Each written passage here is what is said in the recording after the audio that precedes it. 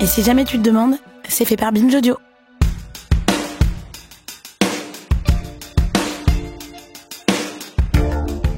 Le 14 juillet 2025, on apprenait la mort de Thierry Ardisson.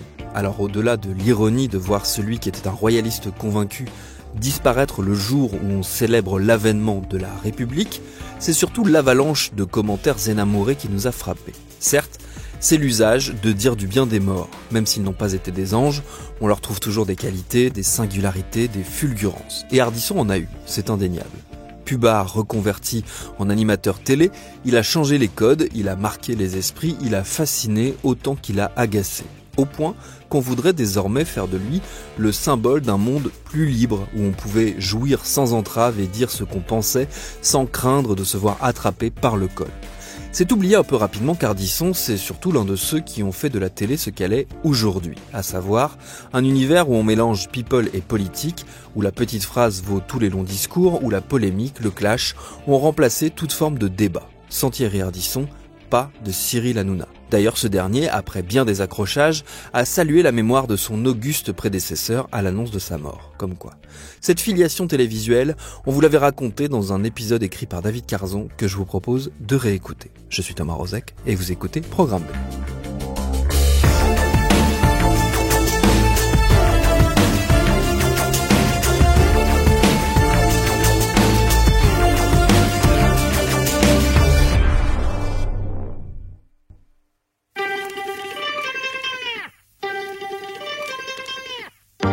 S'il y a un animateur qui incarne le cynisme à la télévision, c'est bien Thierry Ardisson.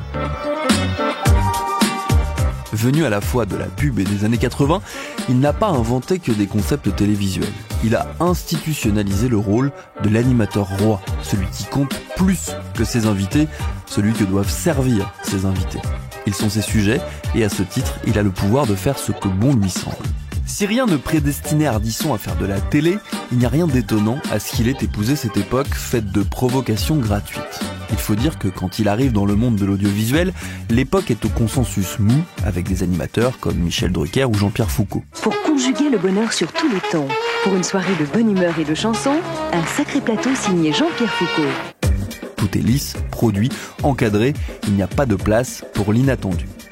Alors quand le Niçois débarque avec ses concepts et son insolence, il a un boulevard devant lui, car il est le seul à occuper le créneau de la méchanceté. Lui a fait une école de commerce, il travaille dans la pub depuis un moment, il sait comment faire pour se différencier, pour défricher, pour marquer les esprits, pour choquer. Il va ouvrir une brèche dans laquelle bon nombre d'animateurs vont s'engouffrer. Son style, il l'a construit petit à petit pour en faire une marque de fabrique qu'on peut résumer en 3 expressions: mélange des genres, buzz, gênance. Pour commencer, peut-être faut-il revenir sur la première émission qu'il a présentée pour mieux comprendre le personnage. Car toute sa carrière est née d'une énorme polémique dont tous les journaux avaient parlé à l'époque, une polémique assez représentative de son type d'apport au débat public. Nous sommes en 1980. Thierry Ardisson n'est pas journaliste, mais il tient une agence qui vend des formats et des articles notamment à Rock & Folk. On l'a un peu oublié, mais à l'époque, ce magazine de rock est une institution qui tire à plus de 100 000 exemplaires chaque mois. Quand on parle de musique et de rock, c'est là que ça se passe. Le pubard a donc inventé un concept qui s'appelle descente de police. Le principe, c'est de faire semblant d'interviewer de manière musclée un ou une invitée façon interrogatoire. Et donc, dans une de ces interviews, Yannick Noah, qui n'a pas encore gagné Roland-Garros, raconte qu'il a l'habitude de fumer du hashish et qu'il a vu certains adversaires prendre des amphétamines avant les matchs. Le scandale est énorme. Et l'image du fumeur de hash va longtemps coller à la peau de Noah. C'est comme ça que Thierry Ardisson se fait remarquer par la productrice Marie-France Brière, qui lui propose d'adapter Descente de police sur TF1. Mais là où il est facile de tout mettre en scène sous cet angle à l'écran, il faut le jouer. Alors Ardisson va mettre en scène des interviews plus que musclées. Exemple avec celle du chanteur Yves Simon qui va finir la tête plongée dans une baignoire. Des années plus tard, il raconte les coulisses de cet épisode à la chaîne YouTube Legend. Et je me souviens un jour, il y avait un chanteur qui s'appelait Yves Simon et on faisait l'interview dans une chambre d'hôtel. On lui a mis la tête dans la baignoire. Tu vas parler, connard, mais tu vas parler. Et on lui a brisé 2 côtes. Au bout d'à peine quelques numéros, TF1 arrête l'émission à la demande de la Haute Autorité de l'Audiovisuel, l'équivalent de l'Arcom d'aujourd'hui. Mais Ardisson a mis un pied à la télé, c'est trop tard, il ne l'enlèvera jamais. Pendant quelques années, il va continuer à animer et à produire des formats oubliables et oubliés.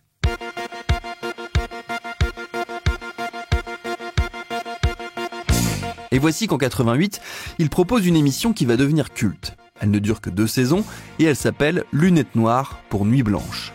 Elle contient en germe tous les ingrédients qui vont composer la carrière d'Ardisson à la télé. Et elle va aussi inspirer pas mal de monde. Elle est enregistrée au Palace, une boîte de nuit et lieu mythique de la fête à Paris. Et Ardisson y reçoit des personnalités pour des entretiens en tête-à-tête qui se terminent toujours par des interviews hyper formatées. Les tournages durent des heures. L'alcool coule à flot. Tout est réuni pour que les invités se mettent en danger et finissent par lâcher la petite phrase ou l'anecdote qui fera causer. Ce programme reste encore confidentiel car il est diffusé très tard le samedi sur France 2 et il n'y a pas encore internet. Mais tout est déjà là. Ce concept, Thierry Ardisson va le pousser encore plus loin en 1991 avec Double Jeu. Mais cette fois, l'émission est diffusée en deuxième partie de soirée. Et le mieux pour en parler, c'est peut-être le sketch que les Inconnus en avaient fait à l'époque. Bon, tu connais le principe de l'émission, t'accroches ta ceinture, on va décoller sérieux, je te garantis pas les atterrissages en douceur. Mais je connais ton émission, Thierry, et je m'attends à tout, sinon je ne serais pas venu. Ouais, c'est ce qu'on dit, ouais. Ok, on y va ? Let's go. Alors Marie-Sophie, bon, le cinéma pour toi ça marche vachement bien ces temps-ci, mais pourquoi ? C'est parce que ton père est producteur ou alors parce que tu t'es fait sauter par bon nombre de réalisateurs ? Non mais alors... Non mais attends, parce que si tu commences comme ça, qu'est-ce que ça va être quand je vais parler de ta mère qui est morte la semaine dernière dans des conditions un peu douteuses, non ? Attends, là j'ai peut-être touché un point sensible. C'est vrai qu'on est un petit peu fragile, surtout après une cure de désintoxication de la semaine dernière, c'est ça, non ? Non mais Marie-Sophie, non tu me gênes. En plus c'est pas bon de pleurer avec tout le silicone que tu t'es fait mettre dans les pommettes. Non mais Marie-Sophie. Non mais attends mais Marie-Sophie, il y a un petit Non mais là il y a un... Bon ben on va enchaîner le temps que Marie-Sophie se reprenne. En attendant, on va retrouver l'irrévérencieux, l'insolent, l'impertinent Laurent Bouffi, qui nous a réservé une petite surprise du côté de l'Assemblée nationale. Mesdames et messieurs, The Bouffi Show. Ça paraît exagéré, mais en fait pas tellement. En tout cas, c'est aussi comme ça que la direction de France 2 l'aperçoit. Elle préfère donc y mettre un terme après 1 saison et demie. Ardisson collectionne ensuite les échecs. Hardimat, où il menace de tuer un chien si l'audimat baisse, stoppé au bout de 10 numéros. Les news, présentées par Laurent Ruquier sur TF1, arrêtées dès la première semaine. Sa chaîne de télé en direct, 24 heures sur 24, elle verra même pas le jour. Il faut attendre la fin des années 90 pour qu'il retrouve les deuxièmes parties de soirée sur France 2 avec une de ses émissions les plus célèbres, Tout le monde en parle. Il va y concentrer un peu tout ce qui fait sa marque de fabrique jusqu'à présent. Mélanger les genres entre artistes, politiques, personnages sulfureux, poser des questions qui fâchent, chercher le buzz, etc., etc. Même chose côté production, les émissions prennent des heures à enregistrer, les invités attendent en loge avec alcool à volonté, le piège n'est jamais loin et pas mal vont tomber dedans. Souvenez-vous de la parodie des Inconnus de l'émission Double Jeu. Là, la réalité dépasse parfois le sketch. Il suffit de revoir la séquence où Ardisson reçoit l'actrice Milla Jovovich pour se rendre compte de la violence de l'émission. Entre l'évocation de son père, alors qu'Ardisson avait promis de ne pas en parler, et une mauvaise blague sur une personne du public qui ressemble à Luc Besson, la comédienne quitte le plateau, non sans avoir balancé un verre d'eau à la tête de l'animateur. À son crédit, il est vrai que c'est une émission qui fait vendre des livres, et beaucoup d'auteurs joueront le jeu pour se faire connaître du grand public. C'est le début des talk-shows prescripteurs culturels.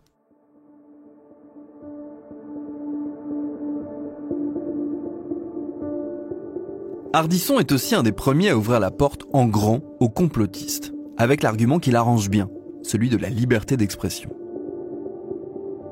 Nous sommes le 16 mars 2002. Tout le monde a encore en tête les attentats du 11 septembre de l'année dernière. Nous sommes un samedi soir, à une heure de relative grande écoute, et Thierry Ardisson reçoit Thierry Meyssan, le fondateur du réseau Voltaire, jusque-là plutôt classé à gauche. L'animateur de Tout le monde en parle a bien préparé son coup. Meyssan, tout le monde avait refusé de lui donner la parole jusqu'ici. Parce que son livre 11 septembre 2001, l'effroyable imposture, qui prétend notamment qu'aucun avion ne s'est écrasé sur le Pentagone et que les attentats sont un complot organisé par les services de sécurité américains eux-mêmes, ça sent l'imposture à plein nez. De nombreux journalistes l'ont eu entre les mains se sont donné la peine de vérifier que tout était bidon et sont passés à autre chose. Mais pas Thierry Ardisson, qui flaire le bon coup. Alors sur le plateau, au milieu des autres invités, il fait monter la sauce et déroule le tapis rouge à Messan qui peut balancer ses théories fumeuses sans aucune contradiction. Il lui donne une vitrine et un retentissement inespéré. Avec le recul, on sait aujourd'hui que ce passage a servi de support à une mythologie complotiste qui perdure jusqu'à maintenant. Et que tous les conspis qu'on peut retrouver dans les médias doivent beaucoup à ce moment-là. C'est peut-être la seule chose que l'animateur regrettera dans sa carrière. Il admet aujourd'hui qu'il y aurait dû avoir un contradicteur en face de Messan. L'autre héritage qu'on peut attribuer à Ardisson, c'est celui de la pipolisation de la vie publique. Pourquoi ? Eh bien parce qu'il a instauré le concept du politique qui vient jouer les éditorialistes. Si l'éditorialiste est la lie du journalisme, quand ce sont les politiciens qui s'y mettent, on racle clairement le fond de la cuve.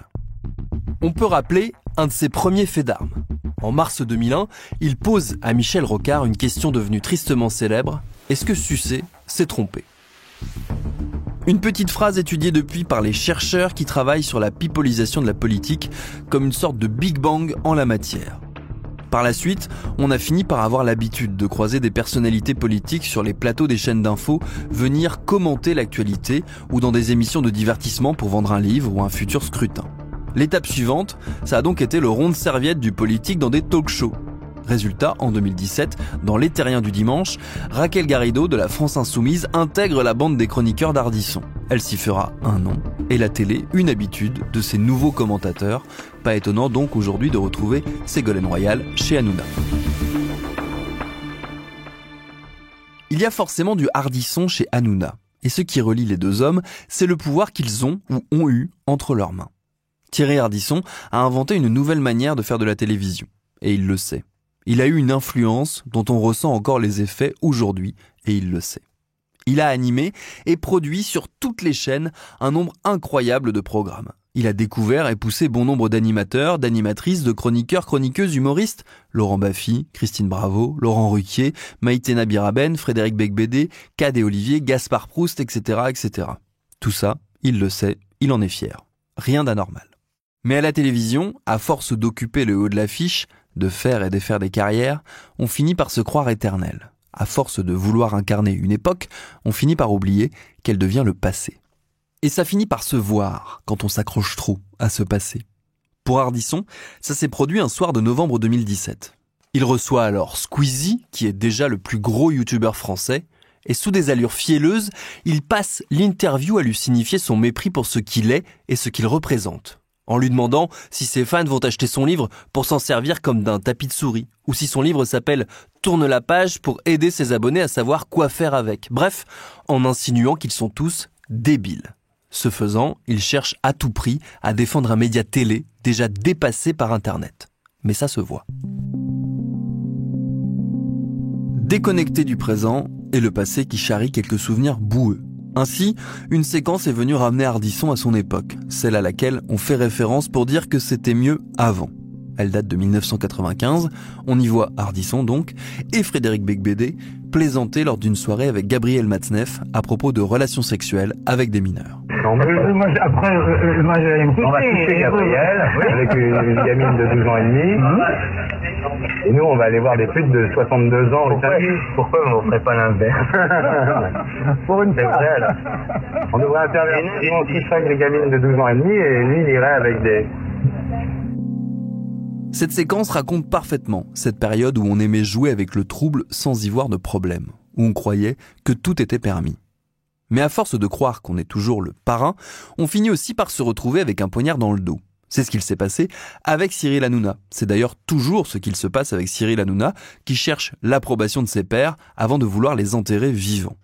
En 2013, dans une interview fleuve pour les Inrocks, Ardisson est dithyrambique sur son jeune collègue. Il le trouve phénoménal et estime que c'est une personnalité exceptionnelle pour de l'entertainment pur. 9 ans plus tard, le ton n'est plus le même. Désormais, Bolloré est devenu l'ennemi de l'animateur qui oublie au passage qu'il a bien aidé à ouvrir la voie à cette télé-là. Mais non, Ardisson n'en démord pas, Hanouna est devenu vulgaire. Et la réponse de l'intéressé est à la hauteur du personnage. Voilà Thierry Ardisson qui nous a beaucoup taclé ces derniers temps. C'est vrai, il était aigri de ne plus être sur C8, donc on s'est posé la question, est-ce que C8 a bien fait de s'en séparer de Thierry Ardisson qui a fait... il avait dit, si je fais moins de 7% de part de marché, je suis une merde. J'ai envoyé un petit SMS ce matin, je lui ai dit, je te confirme, tu es bien une merde. Voilà. C'est vrai en plus. Parce que moi, ce que j'aime pas, Thierry Ardisson, quand il me voit dans la rue, à chaque fois, il m'encense. Il me dit que je suis un phénomène, que je suis exceptionnel. Et dès qu'il est sur des plateaux, il sent pousser des ailes. Et dès qu'il revient à l'oreille devant moi, il sent pousser des ailes dans le cul. Chier celui-là.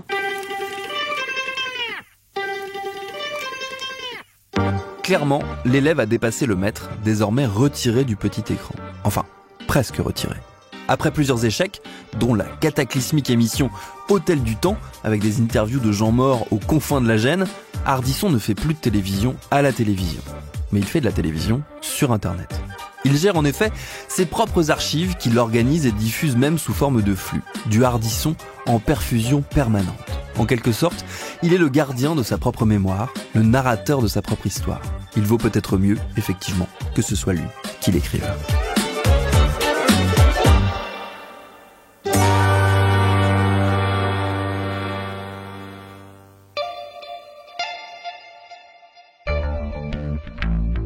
Merci à David Carzon pour cet épisode, merci à Quentin Bresson qui l'a réalisé. Programme B, c'est un podcast de Binge Audio préparé par Charlotte Bex. Tous nos épisodes, les anciens comme les nouveaux, sont à retrouver sur toutes vos applis de podcast préférées. Cherchez-nous sur Internet si vous voulez nous parler et à très vite pour un nouvel épisode.